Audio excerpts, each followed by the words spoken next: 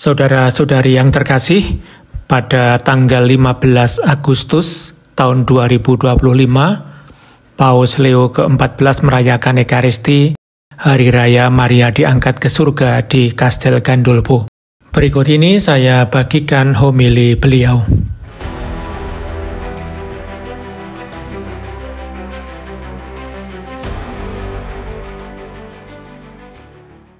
Saudara-saudari terkasih, hari ini bukan hari Minggu, namun dengan cara yang berbeda, kita merayakan Paskah Yesus yang mengubah sejarah.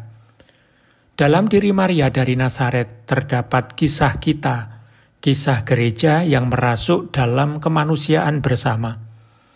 Dengan menjelma di dalamnya, Allah kehidupan, Allah kebebasan telah mengalahkan maut.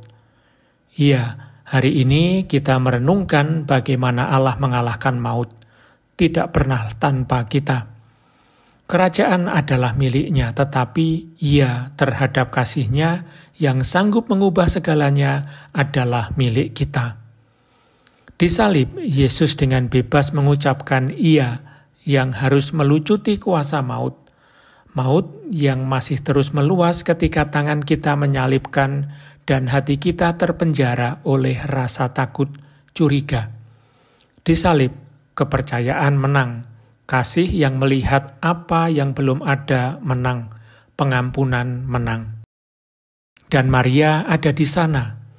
Ia berada di sana bersatu dengan Sang Putra.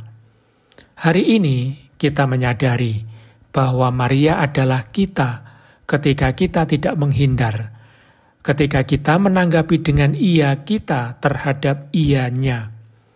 Di dalam dirinya, para martir zaman kita, dalam kesaksian iman dan keadilan, kelembutan dan damai, ia itu masih hidup dan terus melawan maut. Maka hari sukacita ini juga menjadi hari yang menuntut kita memilih bagaimana dan untuk siapa kita hidup. Liturgi pada Hari Raya Maria diangkat ke surga ini menyuguhkan bacaan Injil tentang perjumpaan. Santo Lukas menuturkan di sini kenangan akan saat krusial dalam panggilan Maria. Indah rasanya kembali ke momen itu pada hari kita merayakan pencapaian akhir hidupnya. Setiap kisah, bahkan kisah Bunda Allah, di bumi itu singkat dan berakhir.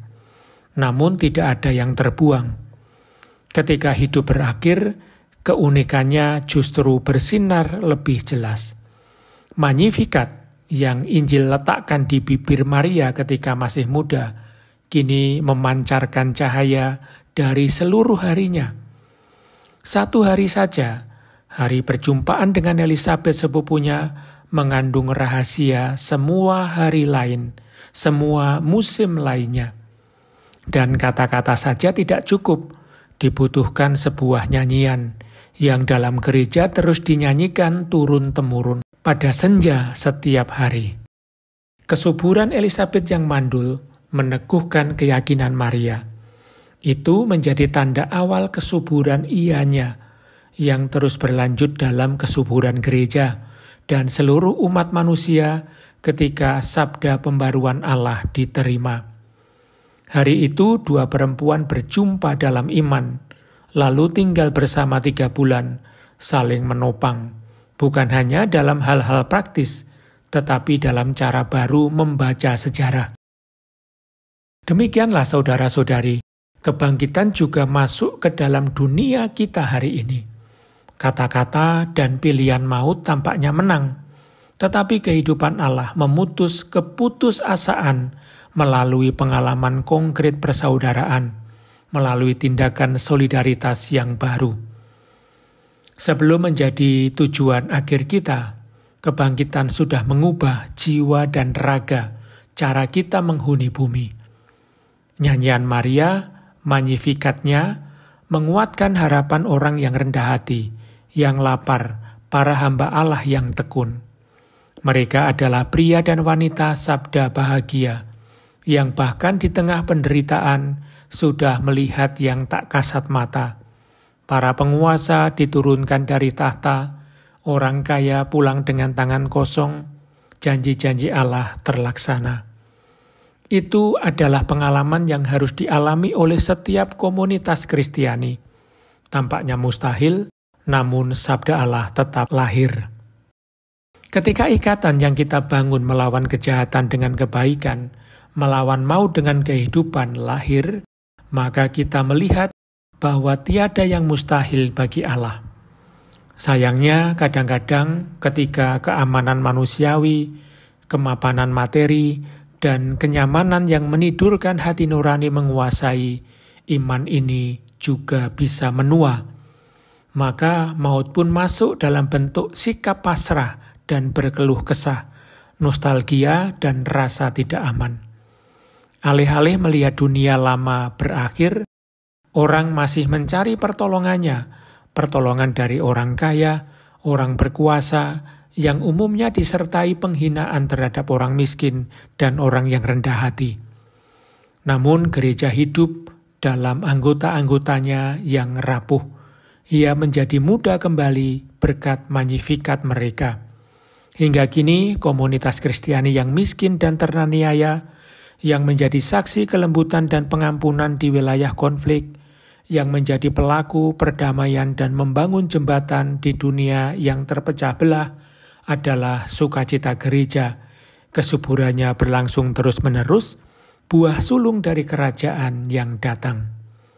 Banyak dari mereka adalah perempuan, seperti Elisabet yang tua dan Maria yang muda. Mereka adalah perempuan Paskah, rasul kebangkitan. Marilah kita biarkan diri kita diubah oleh kesaksian mereka. Saudara-saudari, ketika kita memilih kehidupan, maka dalam diri Maria yang diangkat ke surga, kita pun punya alasan untuk melihat tujuan akhir kita. Ia diberikan kepada kita sebagai tanda bahwa kebangkitan Yesus bukanlah peristiwa tunggal, bukan pengecualian. Semua orang dalam Kristus dapat menelan maut. Memang itu karya Allah, bukan karya kita.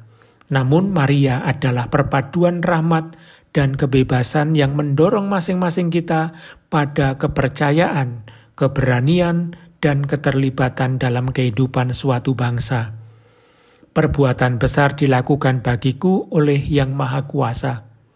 Semoga masing-masing dari kita mengalami sukacita ini dan menyaksikannya dengan nyanyian baru. Janganlah kita takut memilih kehidupan. Ini mungkin tampak berisiko, tidak bijak. Begitu banyak suara yang selalu membisikkan, untuk apa repot-repot? Sudahlah, pikirkan saja kepentinganmu. Itu adalah suara-suara maut. Sebaliknya, kita adalah murid Kristus. Kasih-Nya lah yang mendorong kita, jiwa dan raga di zaman kita ini. Sebagai pribadi dan sebagai gereja, kita tidak lagi hidup untuk diri kita sendiri. Hanya inilah yang menyebarkan kehidupan dan membuatnya menang. Kemenangan kita atas maut dimulai dari sekarang.